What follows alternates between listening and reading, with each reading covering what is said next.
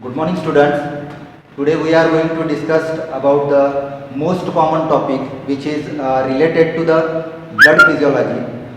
जैसे हम लोगों को पता है कि ब्लड से रिलेटेड जब हम फिजियोलॉजी पढ़ते हैं तो उसमें बहुत सारी चीज़ें हमारे बॉडी फंक्शन से रिलेटेड बताई जाती है।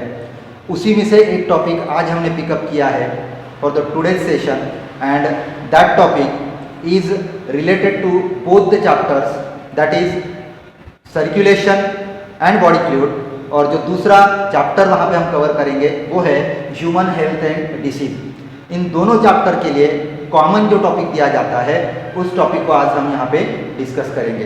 तो इस टॉपिक में हम टाइटल दे रहे हैं एज ए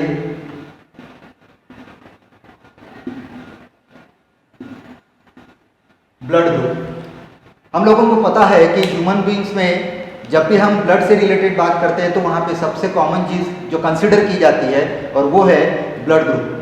तो हमको ये देखना पड़ेगा कि ब्लड ग्रुप से रिलेटेड क्या क्या चीज़ें इंक्लूड करनी पड़ती है, क्या क्या चीज़ों को कंसिडर करना पड़ता है, और उन्हीं चीज़ों को कंसिडर करते हुए हम ब्लड ग्रुप का डिटेक्शन किस तरीके से करेंगे ये आज हमको यहाँ पे डिस्कस करना है। तो सबसे पहले चीज़ कि ब्लड ग्रुप का फॉर्मेशन या फिर आइडेंटिफिकेशन हम किस तरीके से कर सकते हैं। तो थ्रू आउट यूनिवर्स अगर हम देखेंगे तो टोटल एनिमल किंगडम में बहुत सारे टाइप्स के ब्लड ग्रुप्स के बारे में डिस्कस किया जाता है, जिसमें एमएनएस सिस्टम एक अलग सिस्टम है, एबीओ सिस्टम एक अलग सिस्टम है, आरएच सिस्टम एक अलग सिस्टम है, उसके बाद में हम देखेंगे तो डफी एक अलग सिस्टम है। लेकिन इन सभी सिस्टम्स में खास करके ह्यूमन बीइंग्स के लिए जो सबसे कॉमन ब्लड ग्रुप डिस्कस किया जाता है वो दो टाइप के है, एक ABO टाइप और दूसरा जिसको हम कंसिडर करेंगे RH टाइप करके। तो ये दोनों ब्लड ग्रुप को या फिर बाकी के ब्लड ग्रुप को हम कौन से बेसिस पे डिस्कस करेंगे या फिर उसको आइडेंटिफाई करेंगे, तो उसके लिए हमको उसके जड़ तक जाना पड़ेगा, उसके बेसिक लेवल पे जाना पड़ेगा कि किसी भी ह्यूमन बीइंग्स का ब्लड ग्रुप डिसाइड करने के लिए हमको सबसे पहले वहां पे सेल्स के बारे में डिस्कस करना पड़ेगा। तो हम आज यहाँ पे ब्लड ग्रुप से रिलेटेड जब हम आइडेंटिफिकेशन के प्रोसेस पढ़ेंगे तो यहाँ पे आपको ब्लड सेल्स में से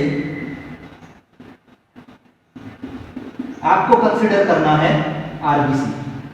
हम आरबीसी को हेमाटोलॉजिकल लैंग्वेज में एरिथ्रोसाइट करके टर्म प्रोवाइड करते हैं। तो इस एरिथ्रोसाइट को कंसिडर करते हुए हमको आज ब्लड ग्रुप के बारे में डिस्कस करना है।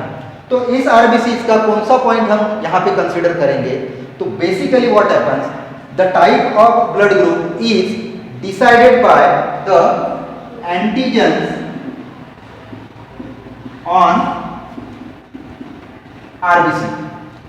तो यहाँ पे स्पेशली जब हम आरबीसी का एंटीजन डिस्कस करेंगे तो वो हमको कहाँ पे मिलने वाले हैं, तो यहाँ पे स्पेशली हमको ये कंसिडर करना है कि अगर ये हम इस तरीके से आरबीसी राउंड शेप में या फिर डिस्क शेप में कंसिडर करेंगे तो स्पेशली इसके सरफेस लाइन पे बहुत सारे हमको इस तरीके के एंटीजेंस मिलेंगे। ये एंटीजेंस का एक्सप्रेशन प्री डिटरमाइंड होता है, जिसको हम जेनेटिकली प्री डिटरमाइंड एंटीजेंस करके बोलेंगे। एंटीजेंस का टाइप जब हम डिसाइड करेंगे तो उसमें उसका केमिकल कंपोजिशन भी कंसिडर करना पड़ेगा। तो यहाँ पे स्पेशली ऐसे एंटीजेंस जो आरबीसीज के ऊपर लोकेट होंगे उनको हम दो कैटेगरीज में डिवाइड करेंगे, जिसमें कुछ एंटीजेंस केमिकली क्या रहेंगे, ग्लाइकोप्रोटीन्स, और कुछ टाइप के एंटीजेंस जो है वो रहेंगे ग्लाइकोलिपिड्स। तो ABO type blood group decide करने के लिए यहाँ पे हमको ग्लाइकोप्रोटीन्स या फिर ग्लाइकोलिपिड टाइप के एंटीजेंस को यहाँ पे कंसिडर करना है। तो फिर एबीओ ब्लड टाइपिंग कैसे आइडेंटिफाई की गई है, तो वहां पे हम देखेंगे in the year 1900 the scientist called Karl Landsteiner who discovered the blood group type ABO. उसके 2 साल के बाद में हम देखेंगे तो आइडेंटिफिकेशन ए का हो चुका था, बी का हो चुका था, ओ का हो चुका था। 1902 में उन्हीं के कोवर्कर स्टर्ली नाम के साइंटिस्ट ने अपने को एक अलग और ब्लड ग्रुप के बारे में बताया, जिसका नाम हम देते हैं एबीओ, एबी ब्लड ग्रुप करके। तो फिर ए बी ओ या फिर ए बी ब्लड ग्रुप का रिकॉग्निशन हम कैसे करेंगे, तो आपको यहाँ पे ये बेसिक लेवल पे देखना है कि अगर किसी पर्सन के आरबीसीज के ऊपर ए टाइप का एंटीजन एक्सप्रेस होता है तो हम उस पर्सन का ब्लड ग्रुप ए डिसाइड करेंगे। वैसे ही अगर बी टाइप का एंटीजन एक्सप्रेस होता है तो हम उस टाइप को बी बोलेंगे, और जहाँ पे ए या बी इसके अलावा और कोई भी एंटीजन एक्सप्रेस नहीं होता है तो उसके जगह पे हम बोलेंगे ओ ब्लड ग्रुप करके। तो ये ए बी ओ ये तीनों टाइप को डिसाइड करने के लिए जो एंटीजन्स आरबीसीज के ऊपर लोकेट होंगे उस आरबीसीज का लोकेशन किस तरीके से दिया जाता है, तो हम उसके और जेनेटिकल लेवल पे देखेंगे कि for the production of such type of antigens there are special genes are present on the chromosomes. तो हमको ये देखना है कि A B O blood group typing को डिसाइड करने वाले एंटीजन के एक्सप्रेशन के लिए कौन से जीन्स रिस्पॉन्सिबल रहेंगे। तो स्पेशली ए बी ओ के लिए जो क्रोमोसोम हम कंसिडर करेंगे वो क्रोमोसोम है chromosome number 9 for the A B O type. इस क्रोमोसोम नंबर 9 के ऊपर नंबर ऑफ जीन्स लोकेटेड है जो कि हमको एंटीजन का एक्सप्रेशन करके देने वाले है। तो स्पेशली यहाँ पे जीन का टाइप भी हम देखेंगे। The gene which is responsible for the production of antigen are called as isoagglutinin. समझ में आ रहा है बेटा? तो आइसो एग्लूटिनिन जीन ये हमारे आरबीसीज के ऊपर एंटीजन्स के एक्सप्रेशन के लिए रिस्पॉन्सिबल है। तो जब हम किसी भी जीन की बात करते हैं तो उस जीन को हमेशा अलील्स के साथ कंसीडर किया जाता है। तो फिर इस जीन के लिए अगर हम देखेंगे तो यहाँ पे आई जीन के 3 अलील्स बनेंगे। एक जिसको हम आई ए कंसीडर करेंगे, दूसरा अलील आई बी कंसीडर करेंगे, और जो तीसरा अलील हम कंसीडर करेंगे वो आई ओ या फिर आई जीरो करके कंसीडर करेंगे। तो स्पेशली हमको ये देखना है कि कौन से कंडीशन में, कौन से सिचुएशन में और कौन से कॉम्बिनेशन में इन जीन्स का एक्सप्रेशन अलील के साथ में होता है। तो आपको ये देखने के लिए आगे चलना पड़ेगा। तो आप देखेंगे इनके स्ट्रेंथ के बारे में। तो सबसे पहले किसी भी एंटीजन को एक्सप्रेस करने के लिए मैटरनल और पैटर्नल कॉम्बिनेशन की जरूरत होती है। तो एक अलील मैटरनल साइड से कंट्रीब्यूट किया जाएगा और सेकंड अलील पैटर्नल साइड से। दोनों के कॉम्बिनेशन से ऑफस्प्रिंग जनरेशन में या फिर नेक्स्ट जनरेशन में ब्लड ग्रुप का टाइप जो है वो डिसाइड किया जाता है कि कौन सा एंटीजन उस न्यूबॉर्न बेबी या फिर नेक्स्ट जनरेशन के यंग वंस में आने वाला है। तो स्पेशली अगर हम स्ट्रेंथ की बात करते हैं तो यहाँ पे आई ए, आई बी, आई ओ ये 3 हमने अलील का कॉम्बिनेशन देखे हैं। तो यहाँ पे आई ए जो है ये हमेशा ओ के ऊपर डोमिनेंट होता है। इसका मतलब जब ए और ओ का कॉम्बिनेशन होगा तो उस टाइम पे ओ हमेशा रिसेसिव होता है, मतलब वो किसी भी एंटीजन को एक्सप्रेस नहीं करता है। वैसे ही बी अगर हम ओ के कंपैरिजन में लेते हैं तो B is also dominant over the O. इसका मतलब हम ये बताएंगे कि बी और ओ का कॉम्बिनेशन है तो उस टाइम पे बी एंटीजन ही एक्सप्रेस हो सकता है। लेकिन जब हम ओ की बात करते हैं तो O is completely recessive for the A and B allele और एंटीजन। इनमें अगर हम ए और बी की बात करेंगे तो ए और बी दोनों को हम को डोमिनेंट बोलेंगे। कोडोमिनेंट का मतलब यहां पे क्या बता सकते हैं हम, तो लॉ ऑफ कोडोमिनेंस के हिसाब से जब दोनों अलील सेम स्ट्रेंथ के रहेंगे तो उनमें एक्सप्रेशन दोनों का होगा। तो आप देखेंगे जब हम ए बी ओ टाइप के ब्लड ग्रुप के बारे में डिस्कस कर रहे हैं तो यहाँ पे हमने बताया था कि किसी भी पर्सन के आरबीसीज के ऊपर एंटीजन एक्सप्रेस होना चाहिए। तो वो आरबीसीज कैसे एक्सप्रेस होंगे, तो इन जेनेटिकल कॉम्बिनेशन की वजह से। तो उन पर्सन में जो जीनोटाइप बनता है, इस जीनोटाइप में अगर ए का कॉम्बिनेशन ओ के साथ में है तो उस पर्सन के आरबीसीज के ऊपर ए एंटीजन एक्सप्रेस होगा। वही अगर बी के साथ ओ का कॉम्बिनेशन होता है तो बी डोमिनेंट होने की वजह से यहाँ पे बी नाम का एंटीजन एक्सप्रेस होगा। और वही अगर दोनों ओ का कॉम्बिनेशन देखेंगे तो ना ए एक्सप्रेस होने वाला है ना बी एक्सप्रेस होने वाला है। इसका मतलब उस पर्सन का ब्लड ग्रुप कौन सा रहेगा, ओ।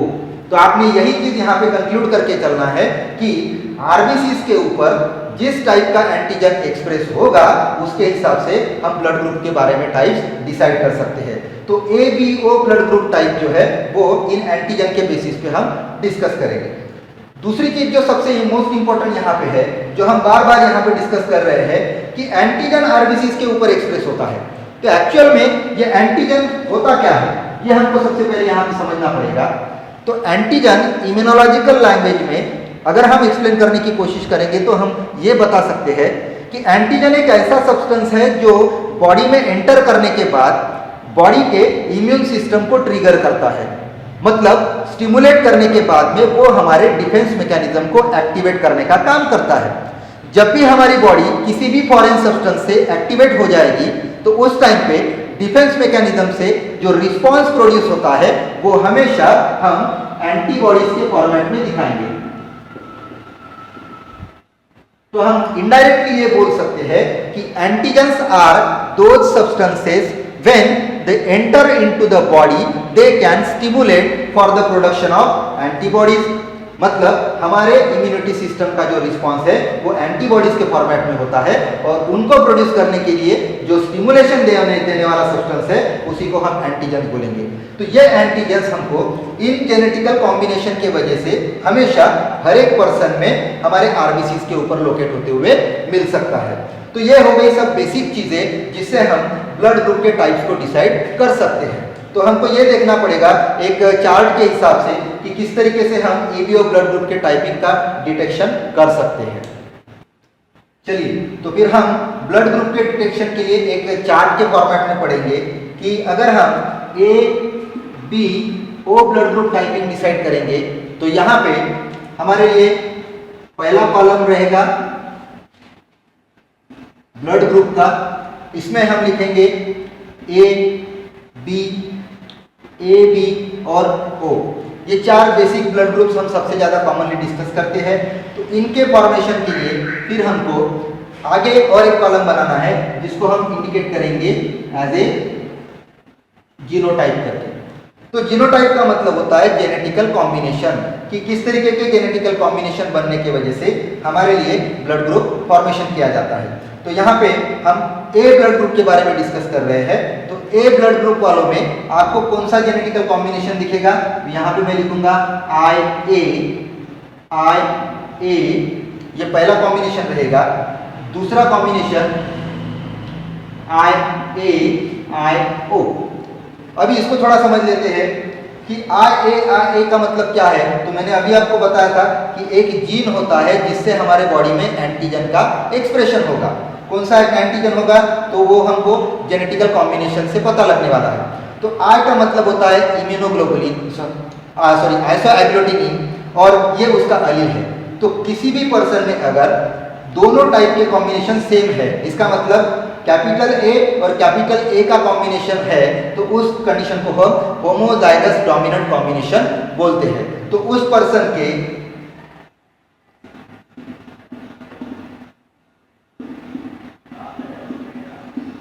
आरबीसीज के ऊपर हम देखेंगे एंटीजन कौन सा एक्सप्रेस होगा, ए एक्सप्रेस होगा। जब हम दूसरा कॉम्बिनेशन देख रहे हैं तो यहाँ पे आई A is combined with the आई ओ।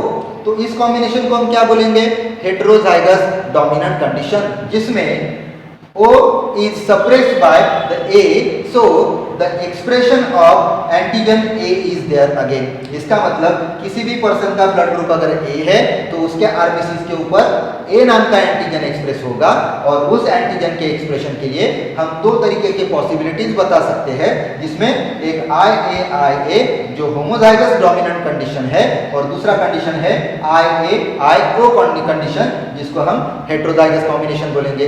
इसी तरीके से अगर हम देखेंगे तो बी के लिए यहाँ पे कॉम्बिनेशन क्या बनेगा अभी बच्चों, आई बी। सेकंड कॉम्बिनेशन क्या बनना चाहिए, आई ओ। इसमें भी क्या हो रहा है, बी दोनों साइड में है, इसका मतलब होमोजाइगस डोमिनेंट कंडीशन है। दूसरे कंडीशन में देखेंगे तो फिर से हेटेरोजाइगस डोमिनेंट कंडीशन है। इसका मतलब इस पर्सन के आरबीसीज के ऊपर अभी हम कौन सा एंटीजन लोकेट करते हुए देखेंगे, एंटीजन बी।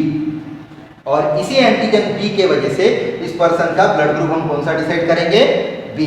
ठीक है, वही हम कंटिन्यू करेंगे ए बी के लिए। तो यहाँ पे कॉम्बिनेशन हम लिखेंगे I A is combined with I B. Second combination हम उल्टा करके लिख सकते हैं, I B is combined with I A. तो यहाँ पे क्या हो रहा है बेटा, देखिए मैंने अभी इसके पहले बताया था कि ए और बी दोनों की सेम स्ट्रेंथ होने के वजह से इनको कोडोमिनेंट कहा जाता है। इसका मतलब जब किसी भी पैरेंट से ए और बी दोनों साइड से कंट्रीब्यूट किए जाएंगे तो यंग वन में आप देखेंगे ए का भी इफेक्ट हमको दिखने वाला है और बी का भी इफेक्ट दिखने वाला है। वही अगर हम उल्टा भी लेते हैं तो कोई भी पैरेंटल जनरेशन को चेंज करके देखेंगे तो यहाँ पे बी और ए के कॉम्बिनेशन में भी दोनों अलील्स कोडोमिनेंट होने की वजह से या फिर इक्वल स्ट्रेंथ के होने की वजह से उनका एक्सप्रेशन हमको नेक्स्ट जनरेशन में मिलने वाला है। तो इसका एक्सप्रेशन हम इस कॉलम में लिखेंगे। तो फिर क्या होता है, देखिए ए बी ब्लड ग्रुप जिसका बनेगा उसके आरबीसीज के ऊपर हमको यहाँ पे एंटीजन ए भी एक्सप्रेस होते हुए मिल रहा है और दूसरा एंटीजन बी भी एक्सप्रेस होते हुए मिलता है। तो जब ए एंटीजन भी एक्सप्रेस होगा और बी एंटीजन भी एक्सप्रेस होगा, इसका मतलब दोनों को हमको आरबीसीज के सरफेस के ऊपर एक्सप्रेशन मिलने वाला है। तो इसी बेसिस पे हम देखेंगे उस पर्सन का जो ब्लड ग्रुप है वो ए बी डिसाइड किया जाता है। उसी पैटर्न से अगर हम देखेंगे तो ओ के लिए, तो हमने अभी अभी बताया था कि ए बी और ओ ये तीनों के कंपैरिजन में ओ कैसे होता है, रेसेसिव होता है। रेसेसिव अलील जब प्रेजेंट रहेगा तो वो कभी भी किसी भी कैरेक्टर को एक्सप्रेस नहीं कर सकता है। इसका मतलब यहाँ पे हमको क्या देखना पड़ेगा, ओ की पॉसिबिलिटी देखनी पड़ेगी। तो ओ के लिए जीनोटाइप या फिर जेनेटिकल पॉसिबिलिटीज क्या रहेगी, कॉम्बिनेशन के हिसाब से। तो यहाँ पे हम लिखेंगे आई ओ। अगर हम उल्टा भी करके लिखते हैं तो उसके लिए सेम कॉम्बिनेशन रहेगा। तो आप देखेंगे दोनों साइड में O का प्रेजेंस होने की वजह से, मतलब रेसेसिव अलील प्रेजेंट होने की वजह से हम इस आरबीसीज के ऊपर उस पर्सन के कोई भी एंटीजन नहीं प्रेजेंट करेंगे। मतलब no antigen is express on the surface of RBC, so that person is belongs to the category of O type of blood group. तो इस तरीके से जो ह्यूमन बींग्स में मोस्ट कॉमन ब्लड ग्रुप की टाइपिंग जो देते हैं ए बी ओ, इसमें हमने क्या किया, ए ब्लड ग्रुप आइडेंटिफाई किया ए एंटीजन के प्रेजेंस की वजह से, बी ब्लड ग्रुप को आइडेंटिफाई किए बी के एंटीजन के प्रेजेंस की वजह से, और फाइनली हमने ए बी दिखाया क्योंकि वहां पे ए एंटीजन भी लोकेट हो रहा है और बी एंटीजन भी लोकेट हो रहा है। और वैसे ही हमने ओ ब्लड ग्रुप को डिसाइड किए जिसमें कोई भी एंटीजन आरबीसी के ऊपर एक्सप्रेस नहीं होता है। जब हम एंटीजन की बात कर रहे हैं तो इम्यूनोलॉजी में क्या होता है, हमने अभी बताया था कि antigens are those substances when it is entered into the body it will trigger the immunological response. तो इम्यूनोलॉजिकल रिस्पांस को हमने पहले ही बताया था कि वो हमेशा एंटीबॉडीज के फॉर्मेट में होते हैं। तो हमको ये भी देखना पड़ेगा कि कौन से पर्सन में कौन सा एंटीजन प्रेजेंट है, तो फिर उसके प्लाज्मा में कौन से टाइप की एंटीबॉडी रहेगी। तो इसीलिए हम इसी चार्ट को या फिर टेबल को कंटिन्यू करेंगे कि वो रहेगा antibody present in plasma. Antibody का मतलब क्या होता है, this is the chemical substance which is produced against the antigen. तो फिर हम क्या देखेंगे, जिसका ब्लड ग्रुप ए होता है उनमें ए एंटीजन था, तो यहाँ पे उनके प्लाज्मा में एंटीबॉडी बी प्रेजेंट रहेगी। अभी ये एंटीबॉडी बी क्या है ये हम आगे डिस्कस करेंगे। बी ब्लड ग्रुप वाले पर्सन में अगर हम देखेंगे तो यहाँ पे आपको एंटीबॉडी ए का फॉर्मेशन मिलने वाला है प्लाज्मा के अंदर। दूसरा हम देखेंगे एंटीजन ए और बी के साथ, मतलब ब्लड ग्रुप ए बी में यहाँ पे आपको नो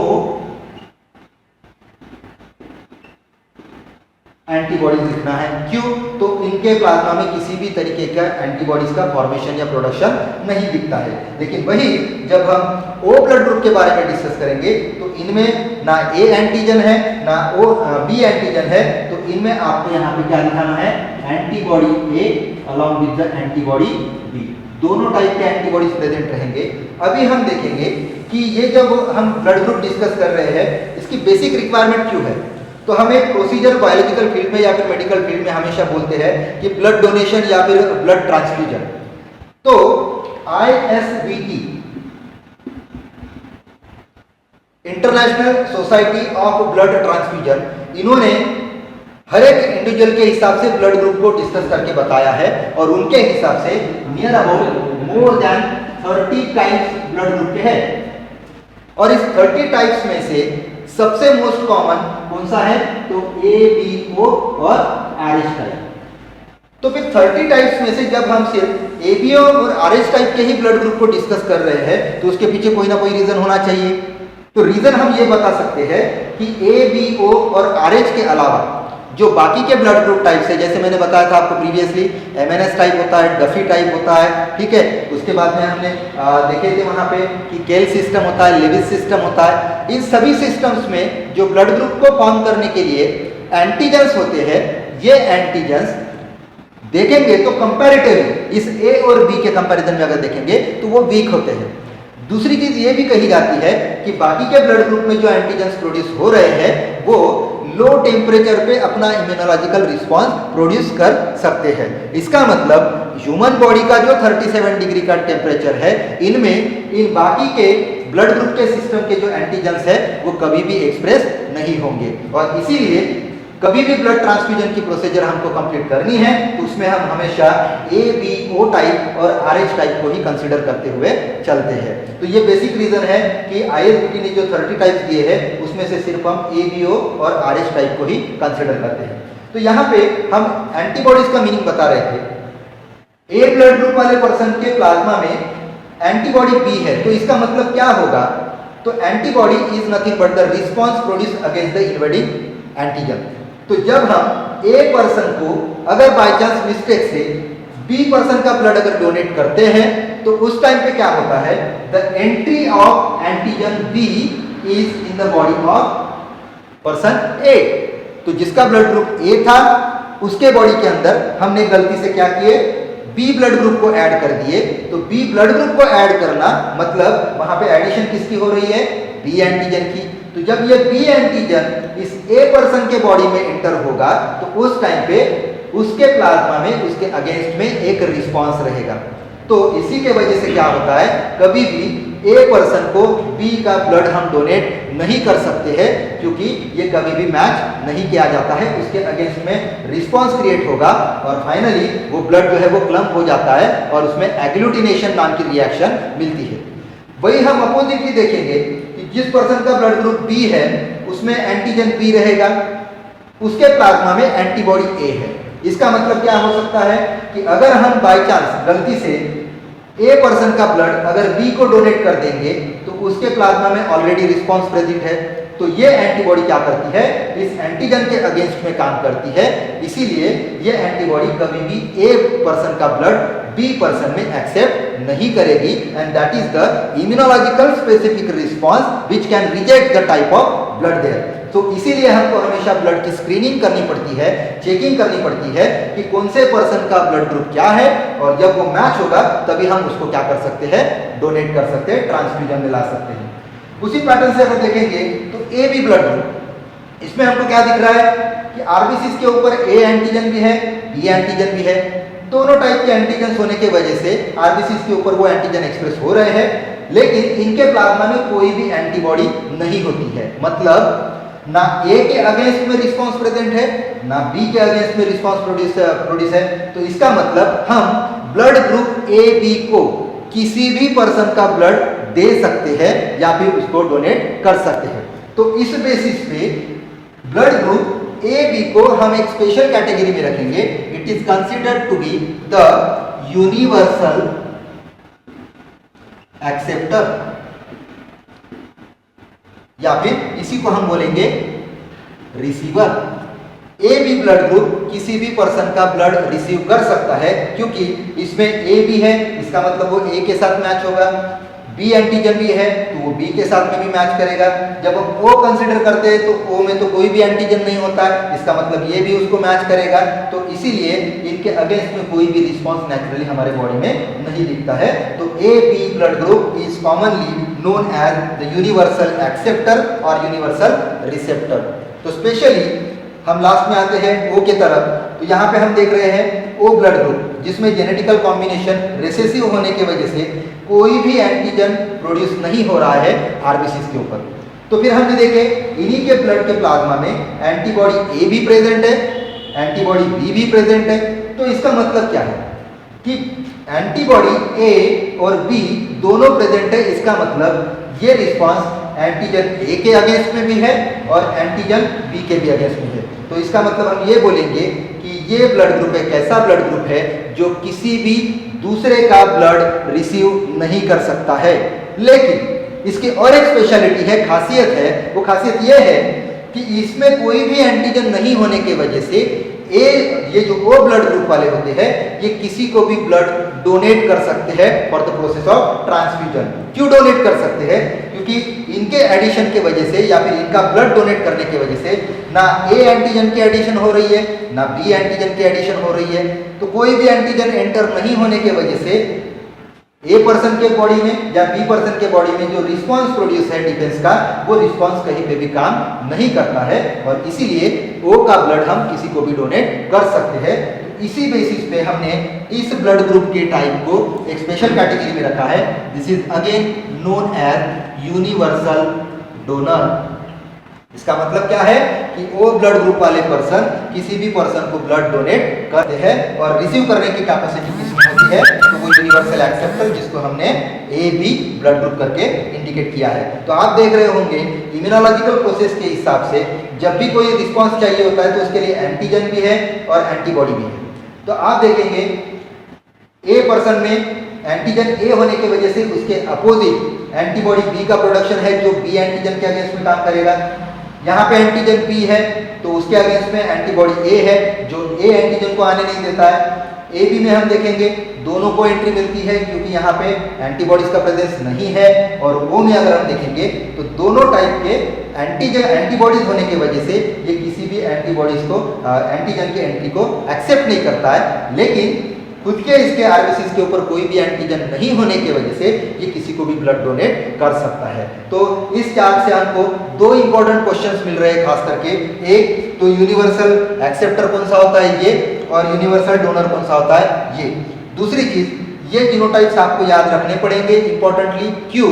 क्योंकि इस जेनेटिकल कॉम्बिनेशन के वजह से ही हम फ्यूचर में क्या कॉम्बिनेशन ब्लड ग्रुप का बन सकता है, यंग वन में कौन सा ब्लड ग्रुप फॉर्म हो सकता है, इसका हम आइडिया लगा सकते हैं। तो बेसिकली इस टॉपिक का अगर हम कंक्लूजन निकालेंगे ए बी ओ टाइपिंग के लिए तो ये हम निकाल सकते हैं कि किसी भी पर्सन का ब्लड ग्रुप अगर हमको आइडेंटिफाई करना है तो उसके लिए हमको क्या चेक करना पड़ेगा बेटा, आरबीसीज के ऊपर कौन से टाइप का एंटीजन लोकेट होता है।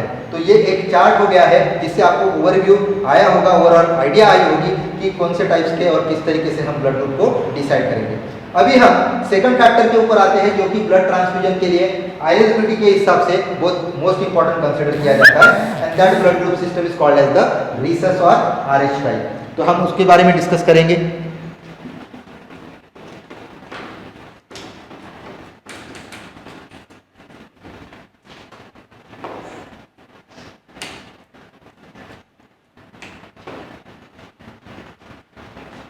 किसी ने भी लेक्चर छोड़ के जाना नहीं है, कंटिन्यूशन में रखिए। और कुछ इंटरेस्टिंग चीज़ें मैं आपके सामने रखने वाला हूँ और उन चीज़ों को पढ़ते हुए आपको और इंटरेस्ट जनरेट होते हुए मिलेगा।